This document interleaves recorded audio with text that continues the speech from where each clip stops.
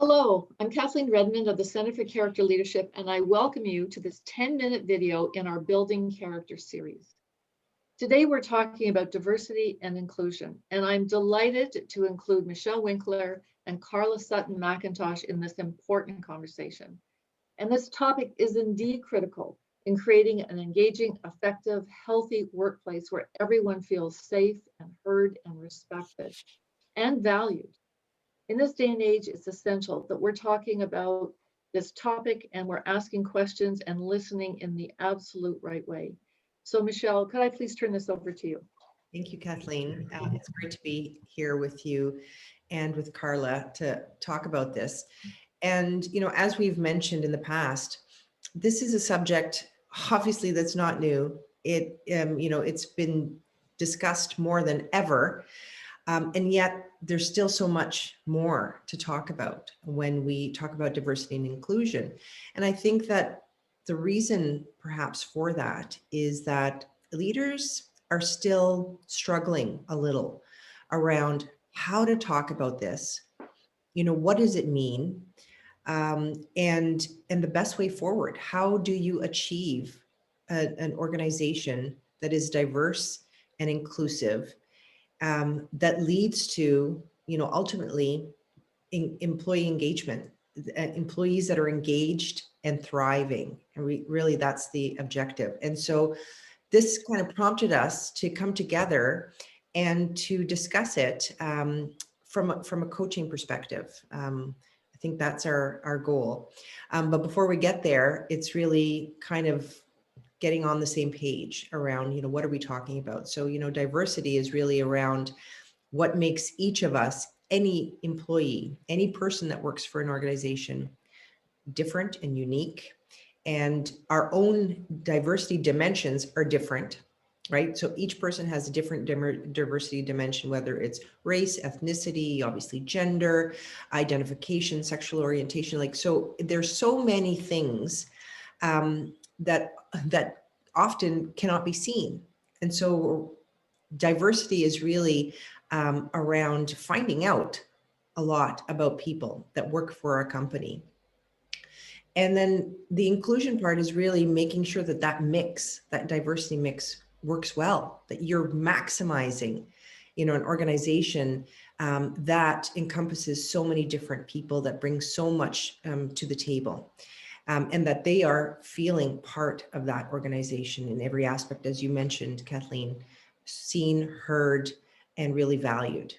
And so that's what we're talking about. And I'd love to pass this baton over to Carla, because I know that Carla has just this wealth of experience and knowledge and a lot to say around this subject. Thank you. Thank you.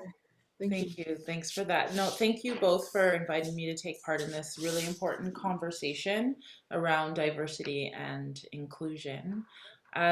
Just to give a little bit of background on me, I've worked in the legal environment for a little over 18 years now, and I've always found myself in a place of feeling supported and comfortable in my environment, or I had always.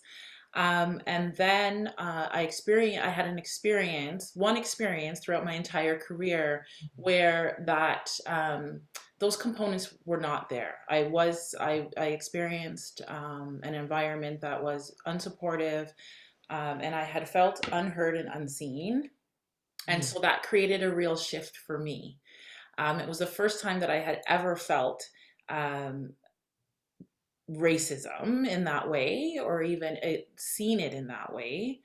And so at that point, I realized, it really made me think, and I realized, wow, there are a lot of people that are going into their workplace every day and feeling this way. And it really, lit something inside of me where I felt like I really needed to take part in these conversations and really feel like I'm bringing something to the table and trying to make change. So I thank you guys for allowing me to join Character Culture in this initiative. And so for me, I've been on both sides. I know what it feels like to be in an environment where you're heard and seen. And I also understand what that type of environment can do for members of an organization and how that directly impacts the bottom line of an organization. And on the flip side, I also know what it's like when those elements don't exist, and how that can negatively impact a company. So yeah, so that's just sort of my take on what's, my own personal experience in all this. Yeah. I Thank you, think, Carla. sorry, go ahead. Yeah, no, go ahead, Carla. No, I was just going to say, and I think that part of my own experiences, I've noticed that a lot of people have never really dug into what diversity and inclusion really looks like and feels like in an organization. And we haven't really had an opportunity to have these open conversations and start exploring what bringing that into an organization really is. Yeah. And how to do that. Yeah. And I mean, you put it so eloquently, just around that you can have different experiences. You're still Carla, but depending on the environment, that experience can be so different. And Kathleen, what would you say, like, for leaders? This is not new. You're making employees feel seen and heard and really part of the DNA of an organization really means that you're recognizing in a very deep way everybody's differences, and that there's an acceptance, and not only an acceptance, but that you're looking for that. You're looking for that just the wealth that exists outside in our community, that you're bringing that into organizations, and that it matters. So what would you say would be sort of the first step towards that?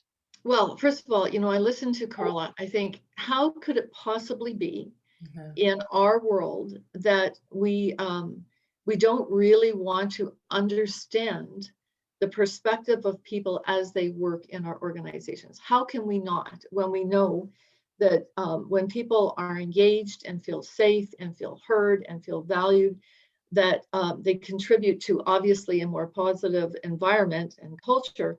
And like you said, Michelle, we do a better job. Our organizations are more effective. So on so many levels, it's amazing to think that we're still talking about issues like, do you feel respected in this workplace?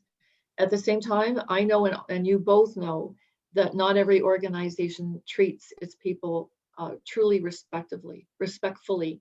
And that part of it, I think part of it is that fear of speaking up to power, to how am I going to come across? Am I going to offend anyone? And I think too, what I hear leaders saying, and I know you do, there's so much that's written about this right now, is that leaders are often afraid to ask questions that might lead to an uncomfortable answer or offend somebody or be an inappropriate question to ask. So I think the first place, and this is generally the first place in all the organizations that I work with, is to get people talking to each other, and particularly leaders with their direct reports in one-on-one conversations, and to be able to ask important questions and listen and hear and respond to what the person is saying. And I think that takes us to, Michelle, how does that land with you in terms of? It's absolutely, I think we talked about this before as well, is around, I grew up with this notion of, the golden rule, which is treat everybody the way that you would like to be treated. But when it comes to diversity and inclusion, it's actually the platinum rule, which is treat everyone the way that they want to be treated. And that requires that conversation. It requires getting to know people, being respectful of how people want to be addressed, knowing how to pronounce names. I mean, these are very basic things, but these are all the things that add up. If they're not there, they add up over time to creating environments where people do not feel that they belong.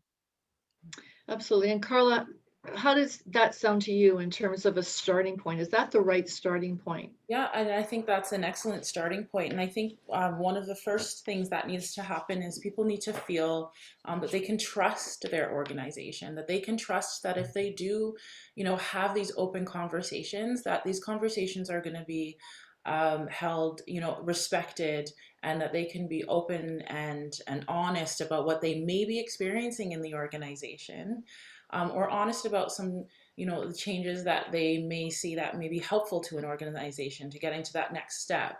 But I feel like trust is a big one for people to be able to come to the table. Oh, that's so wise. And it's like that loop, because it takes trust and it creates trust. Yes. Both of those things kind of ladder up to when you are respectful. You've created a respectful work environment where people do feel comfortable discussing this, because let's be honest, sometimes they are uncomfortable conversations, but yet we know that it's actually in the discomfort that the change occurs, right? As long as there's a framework there that people know how to engage in conversation that may be perceived as a little bit uncomfortable. If you're talking about race, ethnicity, religion, whatever it is, but yet it's through those conversations and knowing how to engage in them that we can get to a place where people are really truly feeling part of something. And like Carla said, feel trust in their leaders and their organization. Okay, I think we're past our 10 minutes. So I know that you two, and I'm so grateful for this, have committed to another video where we talk about what are the right questions to ask.